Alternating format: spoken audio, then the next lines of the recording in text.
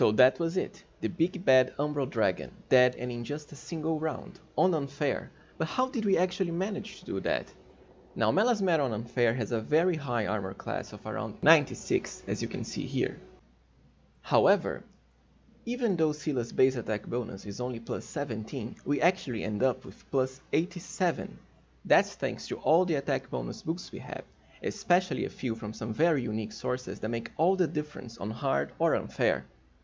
For starters, we have Guarded Hearth, a very powerful ability from Community Domain.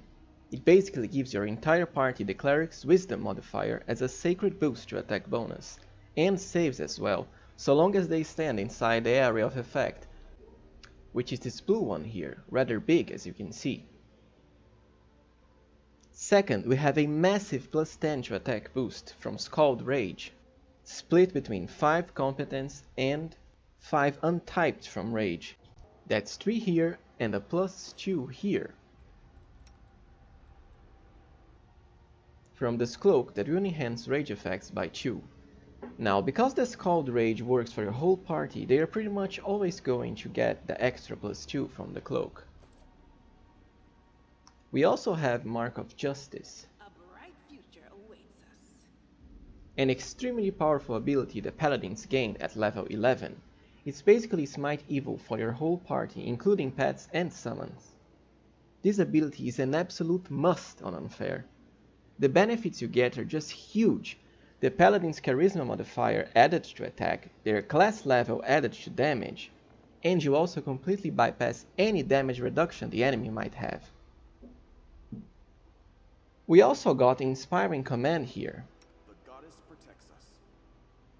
It's an ability from Nobility Domain that boosts the attack bonus and armor class of your entire party by plus 2 as Insight. Last but not least, we have Visions of Madness. Now that's a very unique buff from Madness Domain that gives half the cleric's level as attack bonus saves or skill checks to a single party member for 3 rounds. We obviously want the attack boost. As you can see, a lot of these abilities are from domains only, so it truly helps to have a cleric or inquisitor in our party. In my case, they come from Social, as he's a story character. Now, another very important ability is Fortune Hex. I heed the voice of the spirits. That's a hex that usually comes from the Witch class, but you can also get it from other classes like Spirit Shaman. It basically lets you roll all your attacks twice and take the best result. Now that's really good, especially because it lets you roll your attacks again and overcome possible misses or even turn them into auto hits, that is, natural 20s. Another important step to take is to have Scylla, or your main character of choice with the biggest attack bonus, equipped with Finian. Now Finian is a weapon with the Brilliant Energy property. That means it ignores the enemy's armor and shield bonuses to armor class. So in the case of the dragon, that's a total of 8 points of armor class that we are bypassing, which is quite a lot. We also have another penalty, that is a -3 from distraction shots, which triggered from Wendwag's attack, who was using a throwing axe. Our main character is also a trickster, so all our ones become 20 thanks to the improved mythic tree called Knowledge World 2. That's not to mention a vastly increased critical range from Perception 2. Like you can see from Scylla here, who has 1320 and times 4 damage multiplier for her longsword, instead of just 1720, or my main character who has 1120 for a scimitar. Now, of course, when all that's added up, there is simply no way you can lose or not hit the enemy, even on Unfair. Now that we know how everything works, let's give the battle another try, shall we? First, we'll need to cast all our buffs, of course, and here you can see a list with the ones that I used.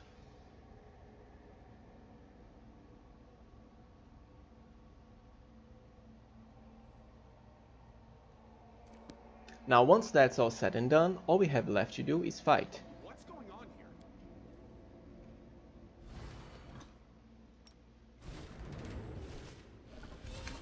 Save the last one for me.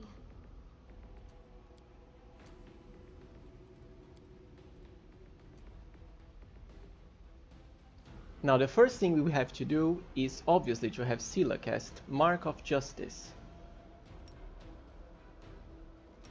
After that we'll have Camellia cast Evil Eye for a -4 penalty to armor class, but considering she rolled pretty low on initiative, I don't think she'll be able to get the eye off before, well, the dragon's actually killed. We also have Darren set up a Hellfire Ray, which will be maximized through the Devouring Lust metamagic rod. All our other characters simply have to attack. Now let's give that a go.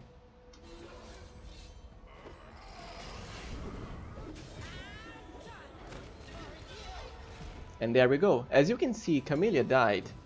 That's because the dragon packs a very powerful breath that can drain 24 strength per hit. That's pretty much going to be a death sentence on any character that doesn't have higher than 24 strength.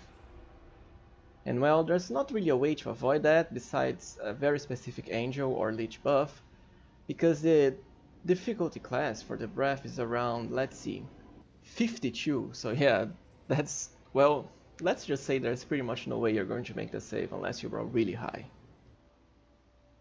To prove how consistent this can really be, here are a few more quick runs.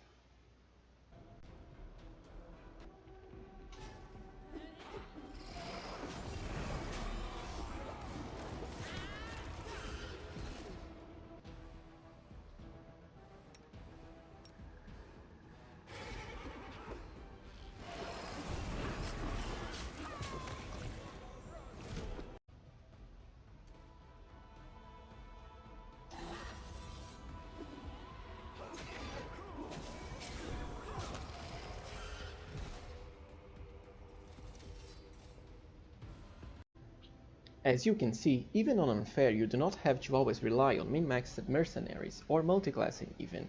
After all, this was mostly pre-buffing and just auto-attacking. Also, all my characters are pretty much pure classes, as you can see.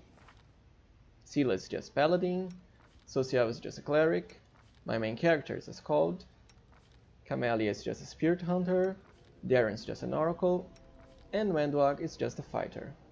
But of course, we also have 4 pets to help us. And let me say, they do help immensely, especially considering for a Trickster, the more attacks you have in your party the better, because they will chain off using all the teamwork feats, such as Combat Reflexes, Outflank, and Seize the Moment. And that means a lot of extra attacks from our increased critical range thanks to the Trickster's special feats. I mean, in the end, of course you can probably achieve better results with a pure custom party, but you don't really need to. Well, so that was it. Thank you for watching, and any questions please ask down below.